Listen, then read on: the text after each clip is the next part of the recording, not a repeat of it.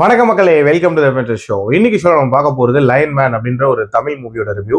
இந்த படம் பாத்தீங்கன்னா ஆகா தமிழ் ஓடிடி ஆப்ல அவைலபிளா இருக்கு.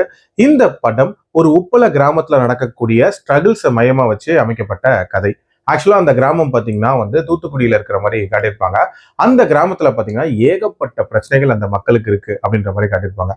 கந்து வட்டி கொடுமை இருக்கும். அதே மாதிரி அங்க இருக்கக்கூடிய கெமிக்கல் ஃபேக்டரினால அங்க இருக்கிற மக்களுக்கு ஏகப்பட்ட ஹெல்த் இஷ்யூஸ் இருக்கும். ஆல்சோ திருட்டு கரண்ட் எடுக்கிறதுனால கரண்ட் ஷாக் அடிச்சு நிறைய பேர் இறந்து போறாங்க. இது மாதிரி நிறைய பிரச்சனைகள் அப்படின்றது அங்க இருக்கும்.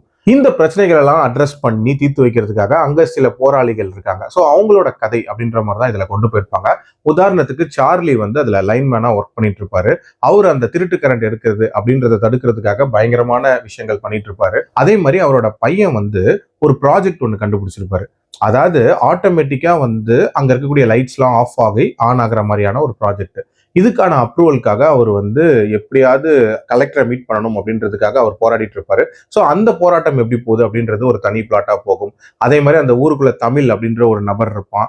அவன் இந்த கெமிக்கல் ஃபேக்டரியை மூடணும் அப்படின்றதுக்காக நிறைய விஷயங்கள் பண்ணிட்டு இருப்பான். இது மாதிரி நிறைய போராட்டங்களை காட்டியிருப்பாங்க. அந்த போராட்டங்களுக்கான முடிவு என்ன, டுவர்ட்ஸ் எண்ட் அந்த மக்களுக்கு ஏதாவது விடியல் பிறந்துச்சா அப்படின்ற மாதிரி நிறைய விஷயங்களை சொல்லக்கூடிய ஒரு படம் தான் இந்த படம். எனக்கு இந்த படத்துல பிடிச்ச விஷயம் அப்படின்றது ஒரு பர்டிகுலர் கதையை மட்டும் எடுத்துட்டு அது ரிலேட்டடான விஷயங்களை சொல்லணும் அப்படின்ற மாதிரி இல்லாம ஒரு வாழ்வியலையே நமக்கு காட்டணும் அப்படின்ற மாதிரி முயற்சி பண்ணியிருக்காங்க. அதாவது அந்த உப்பள பகுதி எப்படி இருக்கு, அங்க இருக்கக்கூடிய மக்கள் என்ன மாதிரியான வாழ்க்கை முறையில வாழ்றாங்க, அவங்களுக்கான பிரச்சனைகள் என்னென்ன, அங்க இருக்கக்கூடிய பெண்கள் என்ன மாதிரியான ஸ்ட்ரகிள்ஸை ஃபேஸ் பண்றாங்க இப்படின்ற மாதிரி நிறைய விஷயங்களை ரொம்ப நீட்டாவே இதுல கன்வே பண்ணியிருப்பாங்க.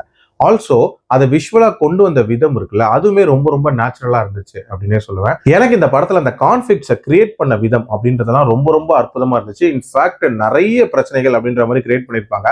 பட் அதை கடத்தின விதமா இருக்கட்டும், அதை முடிச்ச விதமா இருக்கட்டும், அந்த அளவுக்கு சிறப்பா இல்லை அப்படின்னே சொல்லலாம். ஒரு மாதிரி ரஷ்அப் பண்ணி முடிச்ச மாதிரி சில இடங்கள்ல முடிச்சிருப்பாங்க.